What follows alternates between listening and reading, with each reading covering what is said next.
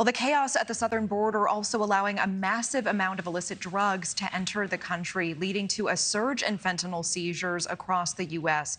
And now law enforcement agencies are sounding the alarm over how they are finding this deadly drug. They say most of the drugs seized now come in pill form, which is so difficult to identify, especially for those who are buying this. It often looks exactly like common prescription pills like Adderall, Xanax, or Percocet.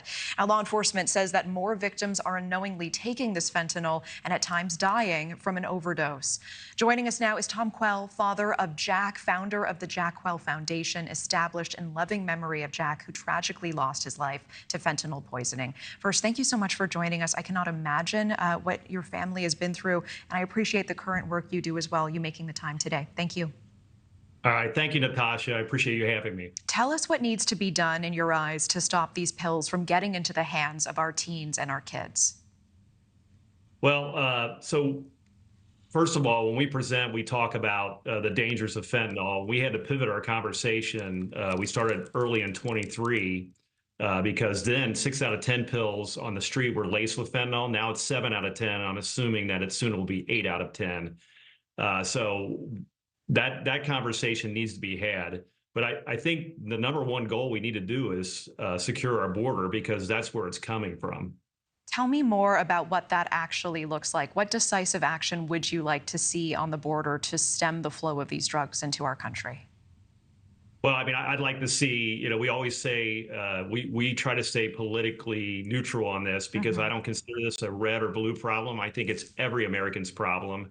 And I believe that our Border Patrol is taxed and exhausted. And I'd love to see legislation that allows our local and state government officials, police, working hand in hand with the Border Patrol to help them and alleviate the problem of not having enough Border Patrol out there.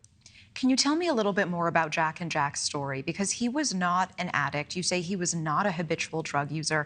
I was reading more about him. He seems like an incredible young man, a graduate of USC.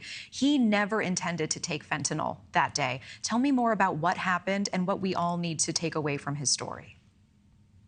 So Jack was a great kid. He really was. He was smart. He was academically, he did very well in school. He loved to read, both fiction and nonfiction. He was athletic. He lived with us for a year during COVID and had to work remote. And then he moved to Baltimore in August and died in September. He made one bad choice that cost he and another friend of his life. So that's what started the Do It for Jack Foundation. Because Stephanie, my wife, who really is in charge of our foundation and was the one that, when we woke from a slumber after 2 weeks of being a recluse, said we need to stop this and basically educate our nation's youth and their parents on the dangers of fentanyl so no one else loses their Jack. I appreciate you sharing that so much. And do you believe that he took a pill, what we're talking about right now, a pill that looked like something else but was laced with fentanyl, or do you know? No, actually, he was given cocaine that was laced with fentanyl.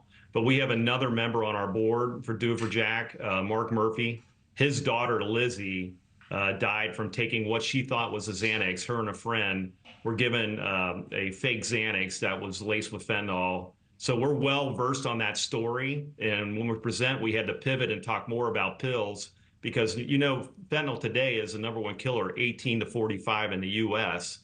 But that doesn't mean if you're 17 years old, you're not going to die from fentanyl. And what you're seeing is a lot of people under 18 going to social media and buying these fake pills because they look exactly the same. And with the shortage of Adderall and Xanax out there, they're trying to fight depression or ADHD, and they're reaching out to the street and they're finding drugs that are laced with fentanyl. And if it's not killing them, fentanyl being very addictive, they're getting something that has a different taste to it, and now they become an addict and a regular customer, and that's that spiral I don't want to see. I hear you. Tom Quehl, I really appreciate your time. This is such an important topic. Thank you to you. Thank you to your wife as well for the work that you continue to do. Anytime, Natasha. Thank you. Thank you for watching. Go to newsnationnow.com to find News Nation on your television provider. And don't forget to click the red subscribe button below to get more of News Nation's fact-driven, unbiased coverage.